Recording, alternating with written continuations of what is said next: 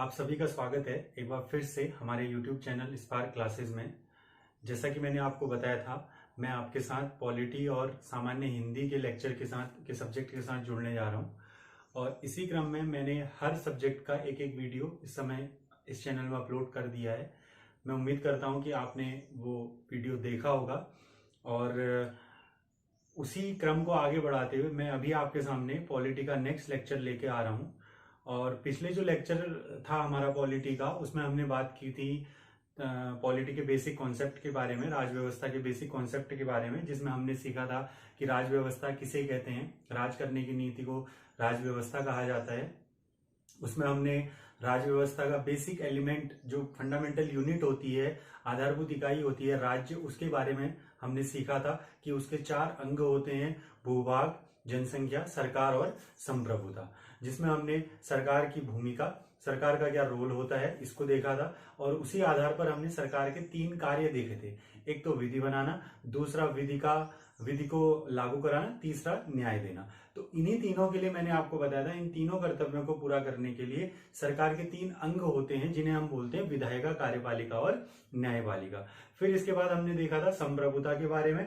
संप्रभुता मैंने आपको बताया था कि निर्णय लेने की जो शक्ति कहलाती है उसे हम संप्रभुता कहते हैं। किसी भी राज्य या किसी भी सरकार की एक शक्ति होती है जिसके द्वारा वो अपने आंतरिक मामलों में बिना किसी बाह्य हस्तक्षेप के निर्णय ले सकती है, इसी को हम संप्रभुता कहते हैं। ठीक है, तो यहां तक हो गई थी बातें और आप उसको नोट्स बना लेना उसके। अब मैं आपको नेक्स्ट जो है टॉपिक पे लेके चल रहा हूं। जो हमारा अगला टॉपिक है वो है हमारा संप्रभुता।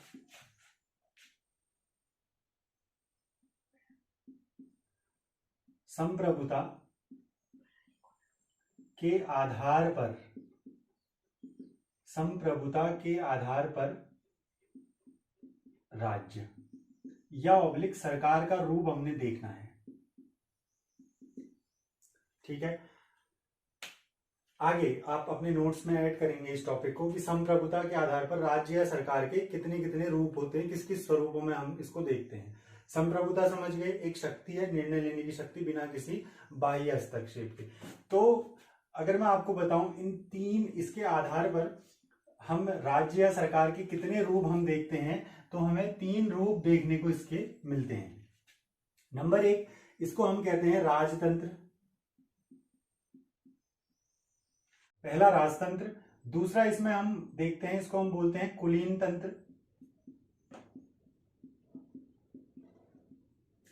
और तीसरा हम इसको बोलते हैं प्रजातंत्र। अब तीनों को थोड़ा सा समझ लेते हैं आसान सी भाषा में फिर से। राजतंत्र हम कहां पर को कहेंगे? बेसिकली आप समझते हैं राजतंत्र का मतलब जहां पर एक राजा होता है, राजा का शासन होता है, उसे राजतंत्र कहते हैं। लेकिन अगर मैं संप्रभुता के टर्म्स में कहूं तो यहां पर संप्रभुता एक व्यक्ति के पास निहित होती है। राजतंत्र हम किसे कहेंगे? जहां पर संप्रभुता क्या होगा? किसी एक व्यक्ति के पास निहित होगी। ठीक है। दूसरा, अगर मैं कुलीन तंत्र की बात करूं तो कुलीन तंत्र किसे कहेंगे? जहां पर जो आपकी संप्रभुता होगी किसी वर्ग विशेष या कुछ व्यक्तियों के समूह के पास निहित होगी। जैसे जो पुरानी देसी रियासतें रही हमारी, ठीक है ना, तो वहां पर वहां पर क्या रहा? कुलीन तंत्र करा। आगे मैं इसको और एक्सप्लेन करूंगा। अच्छा, प्रजातंत्र क्या होता है आपका? प्रजातंत्र में जहां पर संप्रभुता किसमें निहित होगी? जनता में या राज्य के प्रत्येक व्यक्ति के पास निहित होगी। ठीक है, तो हमने देखा संप्रभुता के आधार पर राज्य या सरकार के ये 3 हमने स्वरूप देखे: राजतंत्र, कुलीन तंत्र और प्रजातंत्र। राजतंत्र में हम देखेंगे तो पुराने आपने जो शाही राजा वगैरह होते थे वो आपका राजतंत्र का रूप रहा, जिसमें निर्णय लेने की शक्ति केवल एक व्यक्ति के पास निहित होती थी, तो उसको हम राजतंत्र कह देते थे। कुलीन तंत्र क्या होता था? जहां पर वो किसी वर्ग विशेष के पास जो है क्या रहती थी? पावर रहती थी कि कोई भी निर्णय लेने की। ठीक है, जैसे कोई अभिजात्य वर्ग होगा समाज का, ठीक है, ऊंचा उठा हुआ वर्ग होगा। ये भी आप जो है मध्यकालीन में यूरोप के समाज में इस कुलीन तंत्र को आप पढ़ेंगे। मध्यकालीन जो आपका यूरोप का जब आप समाज देखेंगे तो वहां पे कुलीन तंत्र एक समय तक रहा कि एक वर्ग विशेष की सत्ता उसमें रहती थी। अच्छा, इधर हम चलेंगे तो इधर आप देखेंगे तो प्रजातंत्र में क्या होगा? जहां पर को क्या रहेगा? आपके जो है संप्रभुता पूरी जनता के पास रहेगी। ठीक है, तो अच्छा, अगर हम देखें इन सबके कुछ विकृत रूप निकल करके सामने आते हैं। ठीक है। अगर राजतंत्र का विकृत रूप हम देखें तो ये धीरे धीरे तानाशाही में बदल जाता है, जहां पर अकाउंटेबिलिटी किसी की नहीं होती है। ठीक है, तो इसको हम एक तानाशाही का रूप इसमें उदय हो जाता है एक समय के बाद। जैसे वर्तमान समय में आप देखेंगे नॉर्थ कोरिया एक देश है, वहां पर आप देखेंगे कि तानाशाही उसमें बोली जाती है, तो वो इसी का एक एग्जाम्पल है। ठीक है। अच्छा, दूसरा इसमें और इसमें विकृति आ जाती है जिसको हम कभी कभी अधिनायक तंत्र के नाम से भी हम जानते हैं। जैसे हिटलर का शासन था, हिटलर का शासन किसका एग्जाम्पल था? अधिनायक तंत्र का। अधिनायक तंत्र में क्या होता है, जब सेना राजा को अपने पद से हटाकर उसका स्थान लेकर के संप्रभुता अपने हाथों में ले लेती है, तो उसको क्या बोला जाता है? एक प्रकार का अधिनायक तंत्र बोला जाता है। जैसे हिटलर ने आपका नाजीवाद चलाया था जर्मनी में, वो आपका अधिनायक तंत्र का एक उदाहरण था। ठीक है, इसकी तरफ हम आ जाते हैं कुलीन तंत्र की तरफ। तो यहां पर क्या हो जाता है कि वर्ग तंत्र का जो है एक आप कहेंगे कि उदय हो जाता है, एक विशेष वर्ग का ही जो है वो उदय इसमें रहता है कुलीन तंत्र में।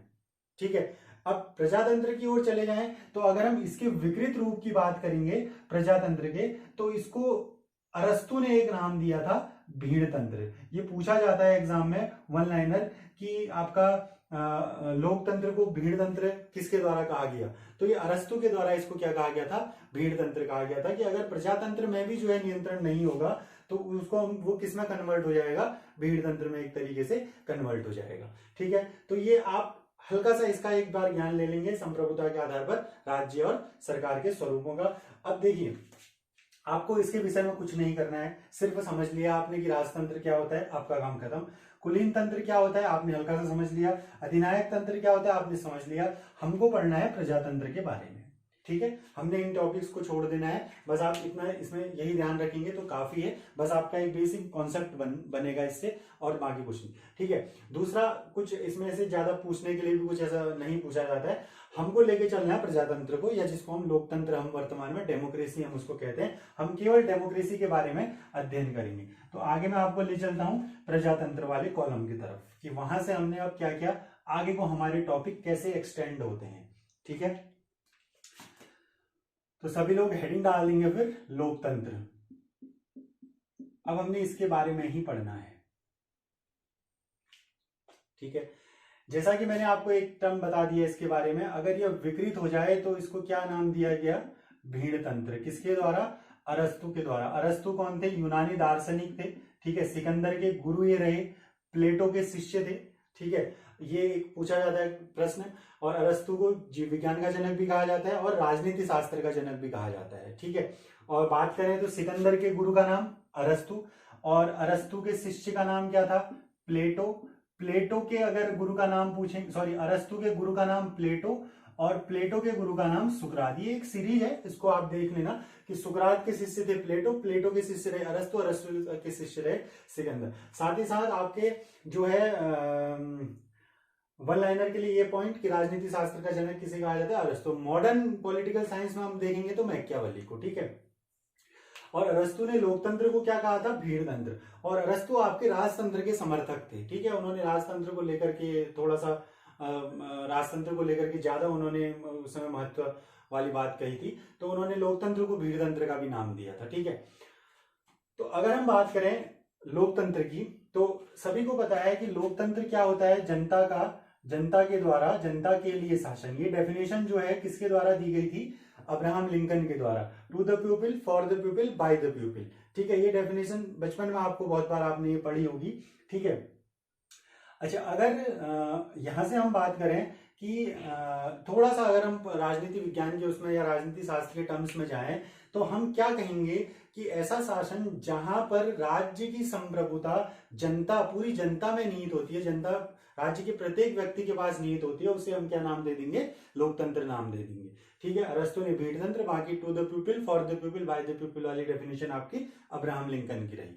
ठीक है, अच्छा, यहां से अगर हम देखें अब आगे को, तो दुनिया में सबसे पहले अगर मैं संघीय लोकतंत्र की बात करूं, ठीक है, तो 1776 में सबसे पहला अगर हम देखें तो अमेरिकी जो स्वतंत्रता का घोषणा पत्र था, उसने अपने आप को संघीय लोकतंत्र घोषित किया था, फेडरल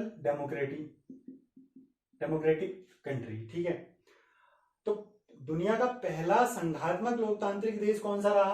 अमेरिका, यूएसए। और अगर इसी में आपसे पूछेंगे तो दुनिया का पहला संसदात्मक लोकतंत्र कौन सा रहा, तो ये आपका रहा था ब्रिटेन। ठीक है, तो एक तो आपको लोकतंत्र के यहां से दो टाइप्स देखने को मिल गए, एक तो संघीय और एक संसदात्मक। फिलहाल वन लाइनर के लिए आप ये चीजें ध्यान में रखेंगे, आगे हम इसको कंटिन्यू करेंगे। ठीक है, लोकतंत्र आप समझ गए किसे कहते हैं। अब बात करते हैं लोकतंत्र के सिद्धांत की। और पहला संघात्मक लोकतांत्रिक देश कौन सा रहा, अमेरिका।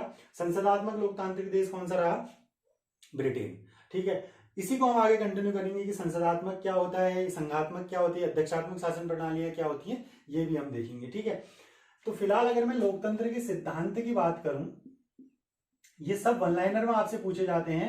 लोकतंत्र के 3 सिद्धांत बताए गए हैं दोस्तों, 3 सिद्धांत, जिसके नाम है सबसे पहला स्वतंत्रता, समानता और बंधुता, लिबर्टी, इक्वलिटी एंड ब्रदरहुड। ठीक है, और ये तीनों नारे आपसे वन लाइनर में काफी बार पूछे गए हैं। इन तीनों नारों की शुरुआत कहां से हुई, तो 1789 की जो फ्रांसीसी क्रांति हुई थी उसमें सबसे पहले ये तीनों नारे दिए गए। 1789 की मैं बात कर रहा हूं। आप अगर इसको हिस्ट्री, इंडियन हिस्ट्री से रिलेट करेंगे तो ये वर्ष ऐसा था जहां पर अभी देखें आप 1757 प्लासी वॉर, 1764 बक्सर वॉर हो चुका है, ईस्ट इंडिया कंपनी का भारत में शासन चल रहा था। और वहीं अगर आप यूरोपीय देशों की उस दौरान बात करेंगे तो वहां पर स्वतंत्रता, समानता और बंधुता की बातें हो रही थी। ठीक है, फ्रांसीसी क्रांति में। और यही तीनों नारे आप देखेंगे हमारे देश की जो, हमारा देश का जो संविधान है उसकी प्रस्तावना में ये तीनों नारे वर्णित किए गए हैं। ठीक है, तो एक वन लाइनर क्वेश्चन वहां ये पूछ दिया जाता है प्रस्तावना से रिलेटेड कि स्वतंत्रता, समानता और बंधुता, ये तीनों नारे कहां से लिए गए हैं। तो 1789 की जो फ्रांसीसी क्रांति हुई थी वहां से ये तीनों नारे लिए गए हैं हमारे देश की प्रस्तावना में। ठीक है, और इनको क्या कहा जाता है, लोकतंत्र के सिद्धांत। तो कितने सिद्धांत होते हैं हमारे लोकतंत्र के, 3 सिद्धांत हमें बताए गए हैं। ठीक है, तो ये हो गया, लोकतंत्र समझ गए। लोकतंत्र का आप देख लिया, आपने उदय देख लिया कि अगर संसदात्मक पार्लियामेंट्री डेमोक्रेसी कहां शुरू हुई तो वो आप कहेंगे कि ब्रिटेन में।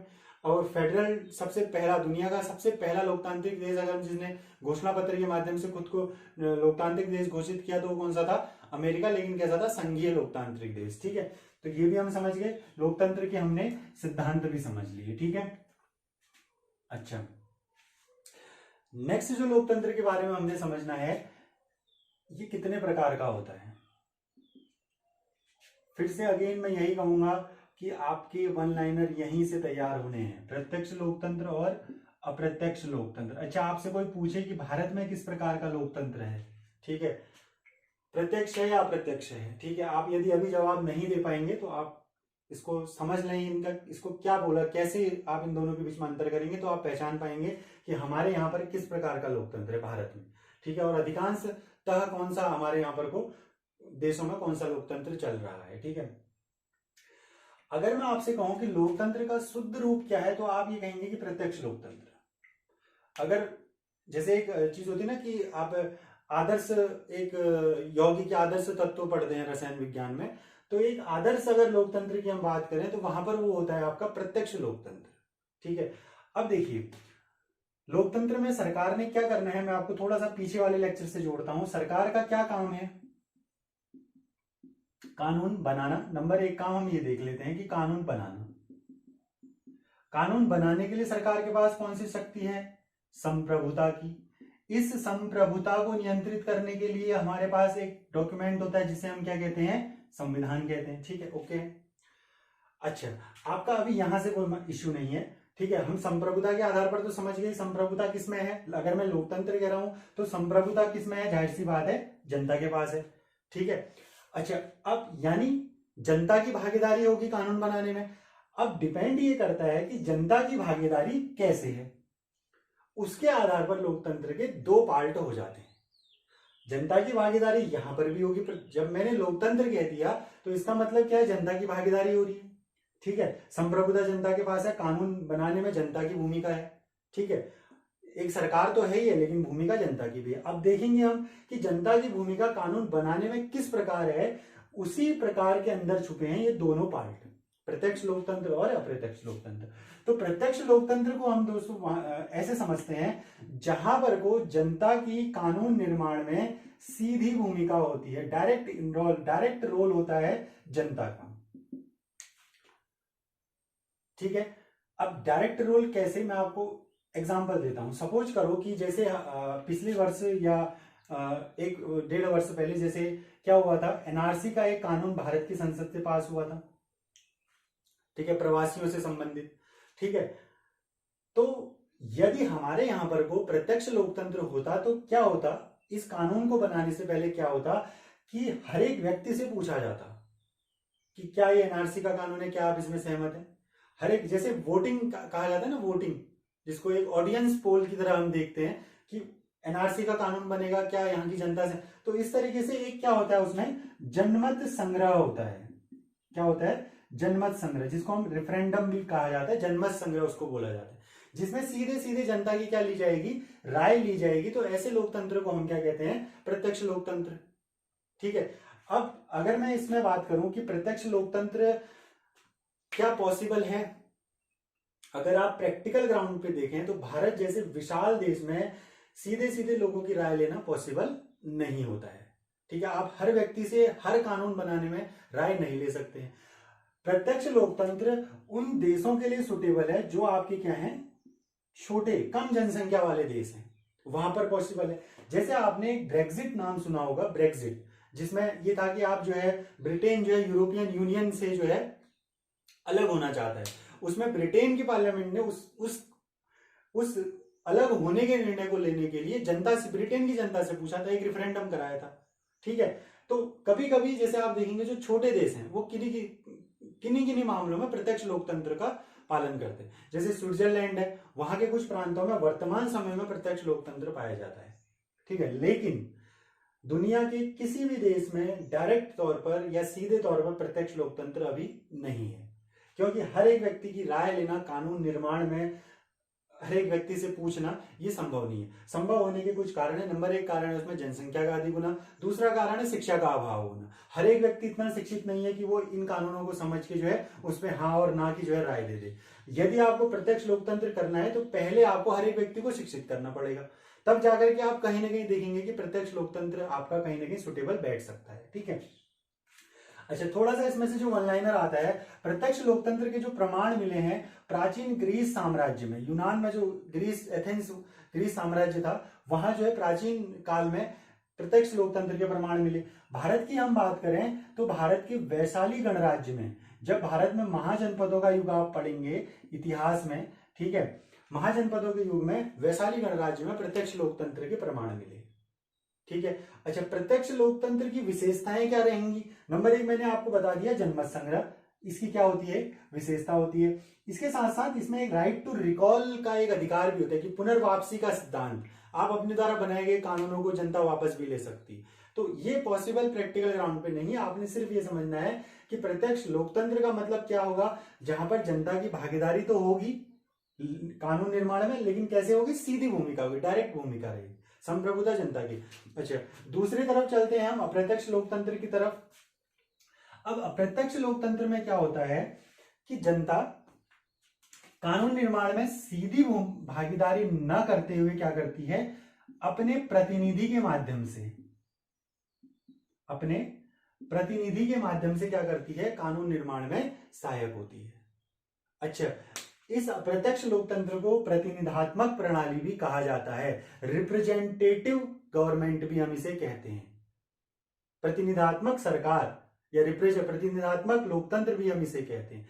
अच्छा, ये कैसे होता है, देखो इसमें क्या होता है कि जनता जो होगी वो अपने में से ही किसी एक व्यक्ति को प्रतिनिधि बना करके चुनेगी, बाय वोट, बाय इलेक्शन उसको क्या करेगी, चुनेगी कि आप यहां से, आप क्या है, हमारे प्रतिनिधि हैं, कानून बनाने के लिए हमने अपनी तरफ से आपको क्या कर दिया है, भेज दिया है।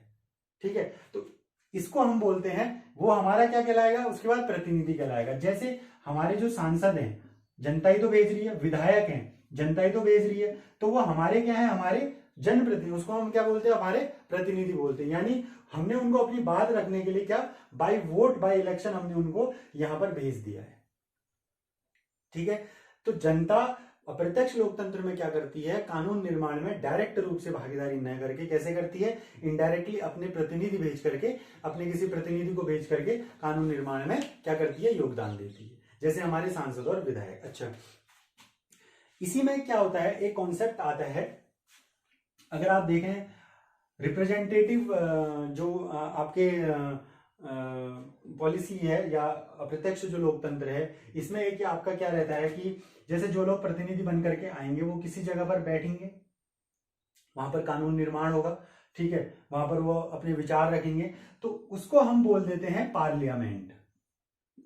उसको हमने क्या नाम दे दिया, पार्लियामेंट। और ये निकल करके कहां से आया, ब्रिटेन से। ब्रिटेन में सबसे पहले ये व्यवस्था अपनाई गई कि आप अपने रिप्रेजेंटेटिव भेजेंगे, वो कहां, आपके पार्लियामेंट में बैठेंगे। तो मदर ऑफ पार्लियामेंट एक तरीके से कहा जाता है किसको, ब्रिटेन को।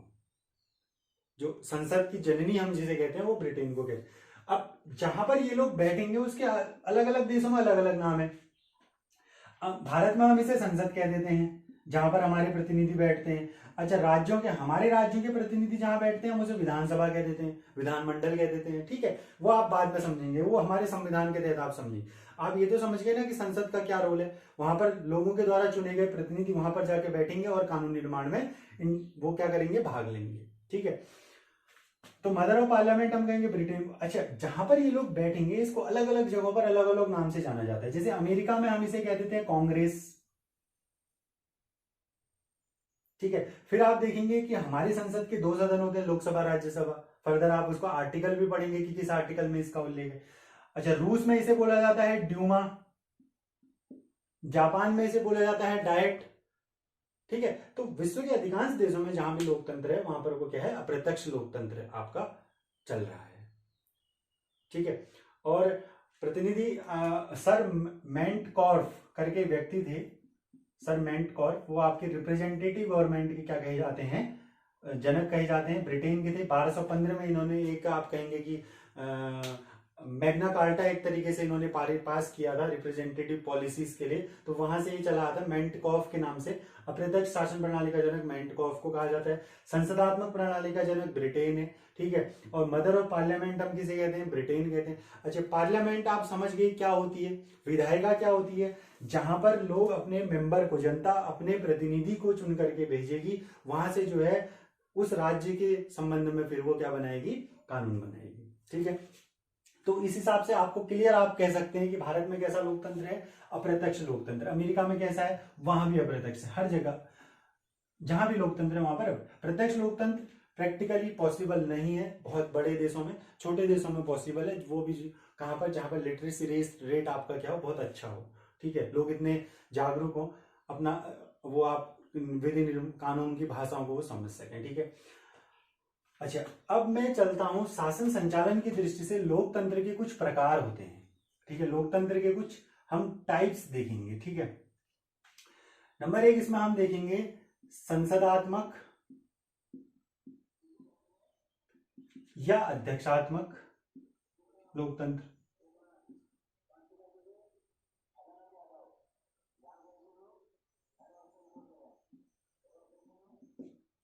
पार्लियामेंट्री डेमोक्रेसी या प्रेसिडेंशियल डेमोक्रेसी, ठीक है।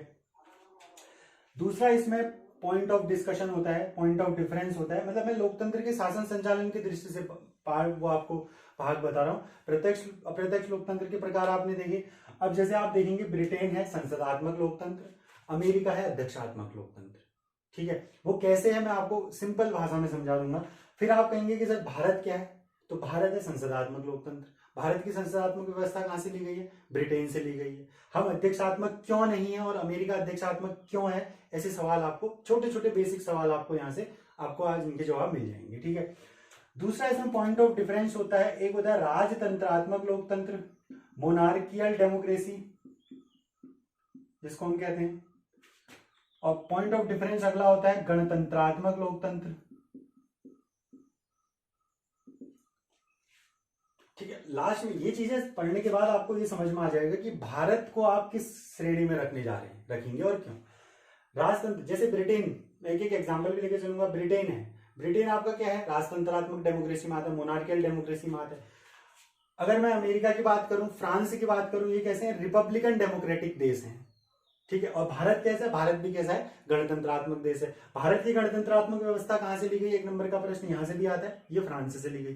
देखो वन लाइनर आपके ऐसे ही तैयार हो जाएंगे, ठीक है। फर्दर आप वन लाइनर के लिए परेशान है, उन्हें रट रहे हैं नहीं, सब्जेक्ट को समझो, ठीक है। तीसरा जो पॉइंट ऑफ डिफरेंस होता है वो होता है एकात्मक और संघात्मक।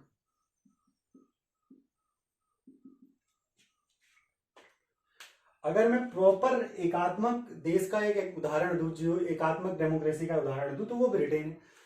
और संघात्मक की ओर हम चलें तो कनाडा, अमेरिका, ये क्या है? संघात्मक है। भारत कहां पर एग्जिस्ट करता है? तो भारत इन दोनों के बीच में एग्जिस्ट करता है। न तो हम पूरी तरह संघात्मक है, न हम पूरी तरह से एकात्मक है। हमारे संविधान के भाग 1 में भारत को क्या कहा गया? राज्यों का संघ कहा गया है। लेकिन हमारे यहां पर सहकारी संघवाद चलता है, हम एकात्मक भी हैं और संघात्मक भी हैं। न तो पूर्णतया एकात्मक है, न ही पूर्णतया संघात्मक है, ठीक है। संघात्मक होते हुए भी हम एकात्मकता की ओर क्या है? झुके हुए हैं। इसके बहुत से कारण हैं, तो पहले उसको समझने से पहले आप इन टर्म्स को समझेंगे आज।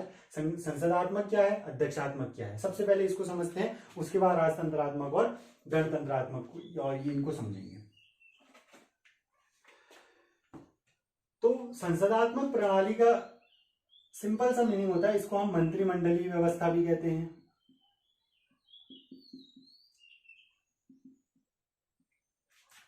इसको हम राष्ट्रपति व्यवस्था भी कहते हैं, ठीक है। कहीं कहीं आपको बुक्स में लिखा हुआ मिल जाएगा। तो बहुत, हालांकि संसदात्मक व्यवस्था एक बहुत वाइड टॉपिक है, बहुत ब्रॉड टॉपिक है, आप आगे आगे समझेंगे इसको। फिलहाल सिंपल से शब्दों में, बहुत आसान से शब्दों में मैं आपको बताना चाहता हूं। देखिए दोस्तों, जो भी संसदात्मक लोकतंत्र की प्रणाली का देश होगा, उसके 2 प्रमुख हो जाते हैं। बहुत आसान सी भाषा में मैं आपको बता रहा हूं, इसमें बने रहिए। उसके 2 प्रमुख हो जाते हैं। एक होता है उसका औपचारिक प्रमुख या संवैधानिक प्रमुख या राष्ट्राध्यक्ष। संसदात्मक व्यवस्था की बात कर रहा हूं। ऐसा क्यों होता है ये आगे देखेंगे हम, ठीक है। आगे इसको जब हम भारत का संविधान पढ़ेंगे तब ये सारी चीजें आएंगी फिर से खुल के। फिलहाल इतनी चीजें समझते हैं। एक होता है औपचारिक प्रमुख, एक होता है संवैधानिक या मतलब औपचारिक, संवैधानिक या राष्ट्राध्यक्ष समझ। दूसरा इसमें एक होता है वास्तविक प्रमुख ऑब्लिक अनौपचारिक प्रमुख। नाम आपको क्लियर है तो आप नोट कर लेना, लिखा हुआ नहीं भी दिख रहा है तो। या उसको हम बोलते हैं शासनाध्यक्ष। आपको समझ में आ जाएगा भारत किस कैटेगरी में है, ठीक है, कहां पर वो एग्जिस्ट करता है और क्यों, अमेरिका वहां क्यों है, ठीक है। इन्हीं के नाम में इसलिए ले रहा हूं क्योंकि तुलना करने के लिए आसान रहता है। जर्मनी, फ्रांस, इन देशों का स्ट्रक्चर आसानी से हमें पता नहीं होता, हमें तो बचपन से तो पता होता है अमेरिका राष्ट्रपति का नाम, ब्रिटेन के प्रधानमंत्री का नाम है, तो इसीलिए इन्हीं का एग्जाम्पल लेके चल रहे हैं। अच्छा, अब आ जाते हैं भारत के एग्जाम्पल में। देखो भारत का एक औपचारिक प्रमुख है, भारतीय संविधान का भाग, आप कहेंगे भाग 3, आप जो है भाग 4 जो है, एक सेकंड, भाग 5, ठीक है, थोड़ा सा मिसलीड हो गया। तो भारतीय संविधान का जो भाग 5 है, जो वो किसका उल्लेख करता है? पूरे केंद्र का उल्लेख करता है। उसमें आर्टिकल 53, 52, 53 आपकी क्या है? राष्ट्रपति का उल्लेख करते हैं। किसका उल्लेख करते हैं? राष्ट्रपति का उल्लेख करते हैं। और राष्ट्रपति हमारे देश का क्या है? संवैधानिक प्रमुख है। कभी कभी हम उसको नाम मात्र का प्रमुख भी कह देते हैं, ठीक है। कहने का मतलब यह है कि उसको संविधान में बहुत सारी शक्तियां दी गई हैं, लेकिन जब संसदात्मक व्यवस्था प्रैक्टिकल ग्राउंड में इंप्लीमेंट होती है तो उसका एक वास्तविक प्रमुख दूसरा बन जाता है, जिसे हम क्या बोलते हैं? प्रधानमंत्री, ठीक है। तो भारत में एक राष्ट्रपति जी हैं, एक प्रधानमंत्री हैं। राष्ट्रपति हमारे क्या है? राष्ट्राध्यक्ष हैं। संविधान का आर्टिकल 53 इस बात को कहता है, ठीक है। और वास्तविक अनौपचारिक प्रमुख कौन है, जिनको हम शासनाध्यक्ष कहते हैं, वो कौन है? प्रधानमंत्री। आर्टिकल 74 में इनका उल्लेख है। ये कार्यपालिका के प्रमुख हैं, लेकिन प्रैक्टिकल बेसिस में प्रधानमंत्री को सिर्फ एक क्या कहा गया है? मंत्री कहा गया है, जिसका नाम काम क्या है? वो कार्यपालिका का क्या होगा? प्रमुख होगा। लेकिन प्रैक्टिकल बेसिस में अगर हम चलेंगे संसदात्मक व्यवस्था में, तो वास्तविक प्रमुख कौन बन जाता है? प्रधानमंत्री। राष्ट्रपति का रोल सिर्फ कितना हो जाता है? एक औपचारिक प्रमुख का रह जाता है, सिर्फ सिग्नेचरी अथॉरिटी सिर्फ राष्ट्रपति हो जाती है, ठीक है, कहां पर वो, संसदात्मक शासन व्यवस्था में। तो ऐसा है भारत में, यस है। ब्रिटेन में भी ऐसा है। ब्रिटेन की महारानी देखेंगे तो आप संवैधानिक प्रमुख में वो आ जाती है, ठीक है। और ब्रिटेन के एक तरफ प्रधानमंत्री भी आपके पैरेलल उसी के चलते हैं, ठीक है। समझ में आ गई बात। अच्छा, कोई आपसे पूछेगा हमारे देश का राष्ट्राध्यक्ष कौन है, तो राष्ट्रपति है। हमारे सरकार का शासनाध्यक्ष या हमारे देश का शासनाध्यक्ष किसे कहेंगे, तो हम प्रधानमंत्री को कहेंगे। तो ये डाउट बिल्कुल मत रखना। अच्छा, अध्यक्षात्मक, इसके अलावा भी संसदात्मक शासन प्रणाली के बहुत सारे लक्षण हैं, आप धीरे धीरे उसको समझेंगे। पहला सिर्फ इस पॉइंट को जरूर याद रखना कि इसमें जो है संसदात्मक शासन प्रणाली के कार्य में क्या होता है कि कार्यपालिका के दो समानांतर क्या बन जाते हैं, प्रमुख बन जाते हैं, एक औपचारिक एक वास्तविक। अच्छा, अध्यक्षात्मक में क्या होगा, ऐसा नहीं होता है। अध्यक्षात्मक में क्या रहता है, कार्यपालिका का भी मतलब एक ही प्रमुख रहेगा, कोई औपचारिक नहीं, कोई अनौपचारिक नहीं। जैसे आप अमेरिका की बात करें तो आपने कभी सुना अमेरिका का प्रधानमंत्री और अमेरिका का राष्ट्रपति? नहीं, अमेरिका का आपने केवल राष्ट्रपति ही सुना होगा। डेमोक्रेसी कैसी है, अप्रत्यक्ष ही है, लेकिन कैसी अप्रत्यक्ष में, अध्यक्षात्मक अप्रत्यक्ष लोकतंत्र है। भारत का कैसा है, संसदात्मक अप्रत्यक्ष लोकतंत्र है, ठीक है। समझ गए इस बात को। अध्यक्षात्मक में क्या होगा, शासन व्यवस्था का केवल एक ही प्रमुख होगा, नाम मात्र भी वही होगा और औपचारिक अनौपचारिक सब वही है। तो भारत में कैसी व्यवस्था है, संसदात्मक शासन प्रणाली है। कहां से ली गई है, ब्रिटेन से ली गई है। और ऐसा नहीं है कि ब्रिटेन और भारत की संसदात्मक प्रणाली में कोई अंतर नहीं, बहुत सारे अंतर है, ठीक है। समानता ये है, अंतर बहुत है, ठीक है। वो पूछे जाते हैं कभी कभी भारत और ब्रिटेन की जो है संसदात्मक व्यवस्था में क्या अंतर है, ठीक है। तो ये आगे की बातें हैं जब आप टॉपिक को और अच्छे से समझ पाएंगे, ठीक है। अच्छा, नेक्स्ट मैंने आपसे कहा जो पॉइंट ऑफ डिफरेंस इन दोनों के बीच में है शासन संचालन का, वो किन शब्दों को लेकर के है, राजतंत्रात्मक है या गणतंत्रात्मक है। देखो वन लाइनर साथ साथ तैयार है, वन लाइनर की अगर मैं पीडीएफ बना के जो है जल्दी जो है मैं अपलोड कर दूंगा वो भी, लेकिन वन लाइनर भी आप खुद ही नोट करें जो भी मैं आपको बता रहा हूँ, ठीक है। ये आपका काम होना चाहिए, अंडरस्टैंडिंग के साथ साथ वन लाइनर आप अपने साथ जो है उसकी जिम्मेदारी। अच्छा, राजतंत्र और गणतंत्रात्मक, ये जो दोनों चीजें हैं, ठीक है, इसके लिए आपको थोड़ा सा क्या समझना है। देखो अभी हमने बात करी किसकी, राष्ट्राध्यक्ष की। राष्ट्राध्यक्ष से पॉइंट ऑफ डिफरेंस क्या आया संसदात्मक में, संसदात्मक में तो क्या होगा, राष्ट्राध्यक्ष दोनों में ही होगा, संसदात्मक में भी होगा और अध्यक्षात्मक में भी होगा, ठीक है, राष्ट्राध्यक्ष। लेकिन संसदात्मक में क्या होगा, राष्ट्राध्यक्ष के साथ साथ पैरेलल टू एक और जो है प्रमुख बन जाएगा शासनाध्यक्ष, जिसे हम प्रधानमंत्री कहेंगे। लेकिन अध्यक्षात्मक में क्या होगा, राष्ट्राध्यक्ष ही एक ही रहेगा, केवल राष्ट्रपति ही रहेगा, वही राष्ट्राध्यक्ष है, वही शासनाध्यक्ष है, ठीक है। अच्छा, अब पॉइंट ऑफ डिफरेंस कहां पर को इसमें आता है, देखो राजतंत्र और गणतंत्र दोनों संबंधित है राष्ट्राध्यक्ष के चुनाव से, राष्ट्राध्यक्ष की नियुक्ति से। समझो इसे आप, किसी देश का राष्ट्राध्यक्ष कैसे नियुक्त हो रहा है उस आधार पर हम कहेंगे कि यह राजतंत्रात्मक है या गणतंत्रात्मक है, ठीक है। यदि देखो किसी देश का राष्ट्राध्यक्ष, ठीक है, वो अगर वंशानुगत है, किसी देश का राष्ट्राध्यक्ष अगर वंशानुगत है तो क्या होगा, उसको हम क्या कहेंगे, राजतंत्रात्मक लोकतंत्र में रख देंगे, मोनार्कियल डेमोक्रेसी में रख देंगे। फॉर एग्जांपल ब्रिटेन, ब्रिटेन की जो महारानी है वो क्या है, वहां की राष्ट्राध्यक्ष है संसदात्मक व्यवस्था में, और वहां क्या है, उन्हीं के पीढ़ी के अनुसार वो चीजें वो चलते आ रही है। महारानी की अगली पीढ़ी, अगले आप जो है किंग बनेंगे, क्वीन बनेंगे, ठीक है। वहां पे इलेक्शन नहीं होगा महारानी के लिए, ब्रिटेन की महारानी मतलब उसी की पीढ़ी के अनुसार वो चलेगा, ठीक है। तो ऐसी डेमोक्रेसी को हम क्या बोल देंगे, मोनार्कियल डेमोक्रेसी, ठीक है, जहां पर राष्ट्राध्यक्ष कैसा होगा, आपका वंशानुगत होगा। तो ब्रिटेन देखो एक स्पेशल काइंड ऑफ डेमोक्रेसी है, ठीक है, वहां पर वो राजतंत्र को भी एक कोने में रख के चला रहे हैं, ठीक है, और डेमोक्रेसी भी चल रही है प्रधानमंत्री के माध्यम से, ठीक है। तो अगर ब्रिटेन, जैसे मैंने आपको बताया ब्रिटेन और भारत की संसदात्मक व्यवस्था में अंतर, तो यही अंतर है। ब्रिटेन का जो राष्ट्राध्यक्ष है वो क्या है, वंशानुगत है, और भारत का जो राष्ट्राध्यक्ष है वो क्या है, वंशानुगत नहीं। क्या हमारे यहाँ पर राष्ट्रपति वंशानुगत है? जी नहीं, हर 5 साल में चुनाव होते हैं, अभी तक 2 बार से ज्यादा कोई राष्ट्रपति नहीं बना है, और उसके लिए कोई स्पेशल प्रावधान भी नहीं है कि 2 बार से ज्यादा बन सकता है या नहीं बन सकता है, ठीक है। बीच में एक बार मुद्दा उठा था, लेकिन फिर वो ठंडे बस्ते में चला गया, ठीक है।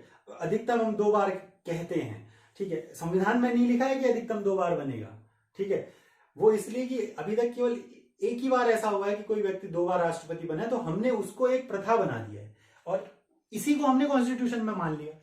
इसी को हम कहते हैं कि संविधान का मौखिक हिस्सा, जैसे हम कहते हैं ना संविधान मौखिक और लिखित। तो ये आप मान के ये देखते हुए चलें, ये बातें आप धीरे धीरे धीरे धीरे समझेंगे। ठीक है, तो मेरा कहने का मतलब अभी है राष्ट्राध्यक्ष का चुनाव आपका डिसाइड करेगा कि लोकतंत्र कैसा है, राजतंत्रात्मक है या गणतंत्रात्मक में है। अगर राजतंत्रात्मक होगा तो राष्ट्राध्यक्ष का चुनाव कैसा होगा, वंशानुगत होगा।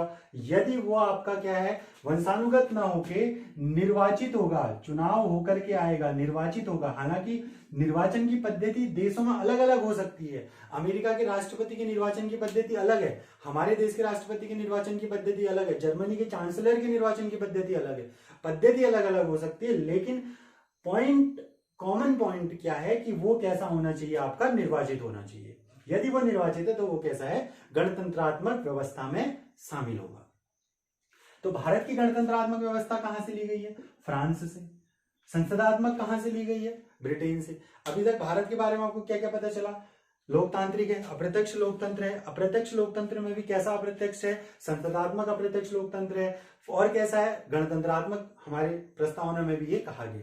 तो गणतंत्र शब्द का अर्थ आप ये जरूर समझ लें आज कि हमारे देश का, जिस देश का राष्ट्राध्यक्ष वंशानुगत ना होकर के क्या होगा, निर्वाचित होगा, उसे हम क्या कहेंगे, गणतंत्रात्मक देश कहेंगे, गणतंत्रात्मक डेमोक्रेसी में उसको हम रखेंगे। नेक्स्ट पॉइंट ऑफ डिफरेंस आपका आता है एकात्मक और संघात्मक। ये भी बहुत वाइड टॉपिक है, बहुत वास्ट टॉपिक है, एकदम से आपको ये समझ में नहीं आएंगे अगर आप किताबी लैंग्वेज में चलें। तो फिर भी मैं थोड़ा बहुत आपको सिंपल सी भाषा में समझाने की कोशिश करता हूं, और हम इन दोनों के बीच में कहाँ एग्जिस्ट करते हैं वो भी हम देखेंगे। भारत की संघात्मक व्यवस्था कनाडा से ली गई है। हालांकि हमें जो है संविधान में संघ कहा गया है, लेकिन हमारी जो संवैधानिक व्यवस्था है संघात्मक होते हुए भी एकात्मक की ओर झुकी हुई है। जैसे तराजू के 2 पल्लड़े होते हैं ना, कि कोशिश की गई है कि एकात्मक और संघात्मक दोनों के बराबर लक्षण लिए जाएं, लेकिन भारत की विविधताओं को देखते हुए, विशाल भूभाग को देखते हुए उन्होंने इसको एकात्मक की ओर ज्यादा झुका दिया। ठीक है, तो एकात्मक में देखते हैं हम क्या क्या क्या होता है। देखो, एक संविधान, एकल संविधान, एक राष्ट्रीय सरकार, राज्यों का कोई अस्तित्व नहीं, वो केवल राष्ट्रीय सरकार की दया पर निर्भर रहेंगे। इसी तरफ संघ की ओर चलें तो राज्य, इसका अर्थ होता है संघात्मक का संधि या समझौता। इसको हम आगे धीरे धीरे बहुत अच्छे से समझेंगे। तो इसको हम क्या, इसमें क्या होता है, राज्य और केंद्र दोनों के सह अस्तित्व से ये बनता है, दोनों का सह अस्तित्व होगा। केंद्र की अपनी केंद्र सरकार होगी और राज्य की अपनी राज्य सरकारें होंगी, और राज्यों का अपना अलग संविधान होगा। साथ ही साथ दोहरी नागरिकता होगी। जैसे अगर आप अमेरिका की बात करें तो जैसे आप भारत में फॉर्म, जैसे आप देखें यहाँ एकल नागरिकता, एकात्मक में क्या होगा, नागरिकता एकल होगी। आप राजस्थानी, हरियाणवी, उत्तराखंडी, उत्तर प्रदेशी बाद में होंगे, लेकिन संविधान की नजर में आप पहले गए हैं, भारतीय हैं। लेकिन इसके उलट आप अमेरिका में चले तो वहां दोहरी नागरिकता होती है। अमेरिका के जो 50 स्टेट हैं, पहले उसकी नागरिकता होती है, उसके बाद अमेरिका की नागरिकता होती है। ठीक है, तो ये संघात्मक के लक्षण है, जहां पे राज्यों के भी अपने अपने संविधान हैं। ठीक है, तो सुप्रीम कोर्ट, हाई कोर्ट के अपने अपने अलग अलग क्षेत्राधिकार हैं। ठीक है, अमेरिका में अगर हम देखें तो। ठीक है, लेकिन यहाँ पर क्या है डिफरेंस, यहाँ पर क्या है, हम जो है एकात्मक कहाँ हो गए, हमारे पास एक संविधान है। इसकी तरह हमने 2 संविधान नहीं अपनाए संघात्मक की तरह कि राज्यों को अलग संविधान बनाने की छूट दे दी। ठीक है, हमने क्या करा, यहां से एकल संविधान उठाया, एकल नागरिकता उठाई। ठीक है, ये हमारी राष्ट्रीय एकता को बनाए रखने के लिए आवश्यक महसूस हुआ हमारे संविधान निर्माताओं को। लेकिन क्षेत्रीय विविधताओं को, क्षेत्रीय विविधताएं जो है हमारे यहाँ पर, को उनका सम्मान रखने के लिए क्या किया गया, राज्यों को उनकी सरकार बनाने का हक दिया गया। राज्यों के पास भी अपनी अपनी सरकारें होंगी, प्रत्येक राज्य के पास वो अपनी सरकार का, उनको कुछ विषय दिए गए। यहाँ पर क्या होता है, विषयों का बंटवारा होता है संघात्मक शासन में, एकात्मक में नहीं होता है विषयों का बंटवारा। जैसे आप देखेंगे हमारे संविधान की 8वीं अनुसूची, 7वीं अनुसूची किसका उल्लेख करती है, विषय सूचियों का उल्लेख करती है। उसमें कुछ विषय ऐसे हैं जिसमें केंद्र सरकार कानून बनाती है, कुछ विषय ऐसे हैं राज्य सरकार कानून बनाती है, कुछ विषय ऐसे हैं जिसमें दोनों सरकारें कानून बना सकती है। अगर एकात्मक होते हम पूरी तरह से, तो हमारे यहाँ पर ऐसा कुछ नहीं होता। हमारे यहाँ पर क्या होता, केवल एक संविधान होता, जम्मू कश्मीर से लेकर के नीचे तमिलनाडु तक कोई स्टेट की कोई अलग अलग सरकारें नहीं होती, ठीक है। लेकिन क्या है, एक संविधान है, एकल नागरिकता तो है, लेकिन उसके साथ साथ कुछ आपको शिथिलताएं दी गई। क्षेत्रीय विविधताओं का सम्मान करने के लिए क्या किया गया, राज्यों की सरकारें बनाएगी, प्रत्येक राज्य की अपनी अपनी सरकार बनाने का उनको अधिकार दिया गया।